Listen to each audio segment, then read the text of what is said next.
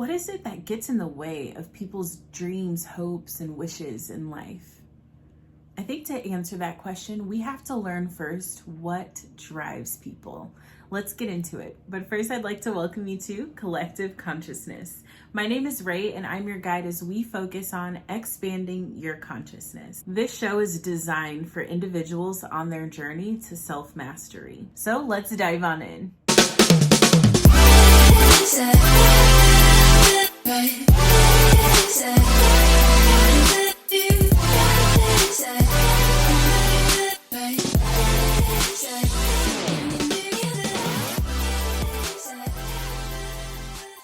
Before we continue, I'd like to just tell you right now, take a moment and smash that subscribe button and also give this video a thumbs up and share this video to anyone who you think that this would be helpful for. What we're talking about today is what drives people. What is the reason that people have these big, beautiful hopes and goals and dreams in their life, but they fail to accomplish them? But before we get into what drives people, we have to kind of really understand the 4 classes of experiences. You see, I'm a student of Tony Robbins, and I've done a few of his courses, a couple of his immersive conferences, and this is from Personal Power. This talks about the 4 human experiences. He basically says that there's 4 different types of experiences in life. Class 1, one that feels good, one that's good for you, one that's good for others, and that serves the greater good. And then there's class 2 experiences, which are experiences that don't feel good. They are good for you. They serve others and they serve the greater good. This is what we should be doing most of the time. So this is like working out or disciplining yourself or, your rising rituals or meditation. These are things that are good for you, but they might be a little uncomfortable while you're getting used to them. Class 3 are things that feel good, but are not good for you, not good for others, and do not serve the greater good. So these are things like pacifying, things that we use to pacify. Food is like the best thing. What happens when you have a situation where you need to respond in a way where you don't want to deal with something or emotional trauma? We turn to food. It feels good. Junk food feels good. Burgers feel good. They're not good for you. They're not good for anyone else. And they do not serve the greater good, right? Drugs, alcohol, same thing. And then there's class 4 experiences, things that do not feel good, are not good for you, not good for others, and do not serve the greater good. So why would anyone do a class 4 thing, something that does not feel good, not good for you, not good for others, and not for the greater good? It's because of fear. It's because of old patterning, old habits. So now that we realize that there's these 4 different types of experiences, Tony says that the key to a successful and blissful and joyous life is turning class 2, things that don't feel good but are good for you, good for others, and serve the greater good, into class 1 experiences where they do feel good, they're good for others, they serve the greater good, and they're good for you. And the way to do that is through repetition. So working out, meditation, reading, all of those things might not feel good in the moment, but they're good for you, they're good for others, and they serve the greater good. So it's important to turn those into things that you enjoy doing. And you do that through repetition by turning it into a habit, through patterning. Okay, Ray, so why is it that people don't just naturally do these class 1 or class 2 activities? And why is it that people are struggling in life and people have all these disagreements worldwide and all these wars? And it's because people are working towards meeting their needs. And everyone has, we have all these different cultures, different rules, different paradigms that we all live by. This answers why people do the things that they do. This answers why people worldwide have the same problems. The truth is, worldwide, we all have the same, dozen problems. Not enough money, not enough time, not enough resources, right? Too much money, too much time, too many resources, nobody to love. They're all the same things. And that's because as humans, we all have 6 human needs. Now I'm going to go through these needs, and then we're going to utilize scenarios to help you realize how some of these needs serve you, some of them don't serve you, but we also need them both. So the reason people do what they do, the reason people don't reach their goals after they set them. You ever meet someone who like sets a New Year's resolution and like doesn't hit it, but they set the same resolution to lose that 30 pounds every single year? It's because it meets their needs. Okay, so what are the needs? I'm gonna go through these quickly, and then let's fantasize some situations so we can see how these conflict with each other. The first need. Have you ever been in a situation where you had no certainty of what was going to happen next? Like a life or death situation. Perhaps it could have been a storm, it could have been an earthquake, it could have been a crash, and you had no certainty, and you were what? You were in survival mode in that moment. Our very first need, and people always associate this need with survival, is certainty. Certainty assists us in avoiding pain and gaining pleasure. It's the survival need. Like I was saying, if you've ever been in that situation where you had no certainty whatsoever, you had no idea if you were going to survive. But what happens if things become a little too certain? If you know it all the time, oh, I already know what they're going to say, or I already know the answer to that. If you know everything and you're so certain about everything, what happens? Life gets boring. Life gets boring, right? And that is why the second need is uncertainty. We need a little variety in life. Otherwise, things would get just too vanilla, right? Why do you think people watch scary movies? Or why do people go to haunted houses? Do things that scare them? Because that is a way to create variety in their life, to get the adrenaline pumping in their life.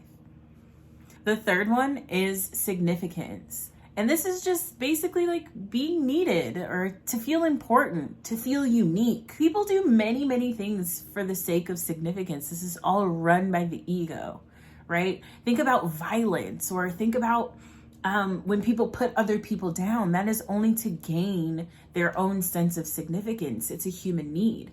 Now, people use different vehicles to achieve these needs. Well, what's a vehicle? A vehicle is literally the means in which you get the need that you're seeking. So certainty. Sometimes people who smoke cigarettes, that gives them a level of certainty. When they don't smoke cigarettes and they don't know when their next cigarette is going to be, how much uncertainty does that give them, and how much fear does that give a cigarette smoker, right?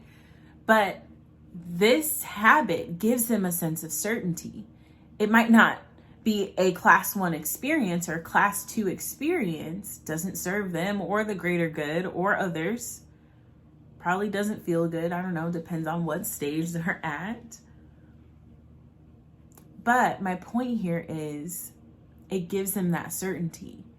So even though it is not a class 1 or class 2 experience, people still do these habits because it is meeting their needs, right? Another example, I know someone who talks about being ADHD, or I know someone else who talks about their manic depression. I know a lot of people that talk about their dis-ease. People are so funny. They go to these doctors or psychiatrists for them to tell them, oh, you are behaving this way, so therefore you have this and this and this disease. And now that becomes a piece of ownership that they carry around and wear it like a badge. Like, oh no, I'm manic depressive. Like, that's why I behave this way, right? And that becomes part of their identity. But it also gives them a little bit of significance. It also takes the blame off of them, makes them a little more unique, right? Makes it easier for the pill to go down. Think about it like that. Think about some of the things that you might do to claim your own significance. Need number 4 is connection and love. Connection and love is so important.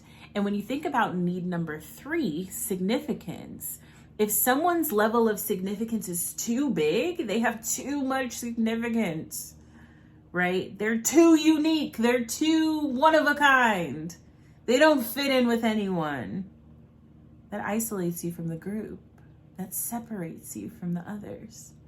So it's a lot harder to find love. So these significant people often end up alone. But everyone needs love. Isn't that what every human soul yearns for? Is connection, love. And then the last 2 are absolute necessaries. But the reason, and these are the needs required to give you fulfillment. And these are the needs that are created by class 1 and class 2 experiences. So 5, growth. If you're not growing, you're dying. Put it just like that. If you're not growing, you're dying. Everything on this planet is evolving and growing or dying. You're either in the process of elevating or decaying. So if you're not growing, if you're stagnant in your life, you're not going to feel fulfilled. And sad to say, but if you're not growing, you are dying. And contribution, go beyond yourself. Give something beyond yourself. Everything that exists serves the greater good. And if it doesn't, it gets eliminated. Even you. So don't just focus on self. Focus on going beyond you. So growth and contribution are both needed in order to sustain a fulfilling life. So let's go into a couple examples. Why do people drink? Because it gives them a certain level of certainty. They know exactly what to expect. It's going to change their state. But it also gives them a little variety too, because it changes their state. They're relinquishing control to this other substance, right? It's meeting their needs. So even though it's probably a class 3 experience, which is something that feels good, but it's not good for you, not good for others, not for the greater good. And it's not going to be good for you tomorrow either. So slowly that class 3 experience ends up turning into a class 4 experience, to where now you're addicted. Now it doesn't feel good. It's not good for you. It's not good for others, and it's not for the greater good. So how do you shift that? How do you take someone who is currently experiencing level 4 experiences? They're not enjoying what they're doing. They don't want to change out of fear of change, or out of fear of failure, out of fear of not being enough. Whatever it is, the root of it is fear. Why people don't want to change? Fear of the unknown, that uncertainty, right? Change doesn't meet their needs, or so they think, or so they perceive. So the key is to shift your perception. Shift your perception. What of these 6 needs are driving you? And what vehicles are you using to meet those needs? Once you answer those questions, you can then start looking at your experiences and turning your 4s into 3s, and your 3s into 2s, and your 2s into 1s. That is the key to a fulfilled life. Turn your class 2 experiences, things that don't feel good, but are good for you, good for others, and good for the greater good, and for the greater good, into class 1 experiences, things that feel good, are good for you, others, and the greater good. All right, that is all I have for you today. If you really enjoyed this session, then definitely click the link below and join us for Cosmic Convos. Or maybe you want some one-on-one time with me. Maybe you're looking for more of a transformational experience to take yourself from, struggling through unresolved traumas into balance and alignment. Then go ahead and click the link below for Unblock Chakras and Heal Past Traumas. It is a 7-week bomb expansive course, and you get weekly coaching with me. So sign up down below, and I'll see you guys next week. Y'all have a beautiful, magical, manifesting day. Asè and Namaste. Right.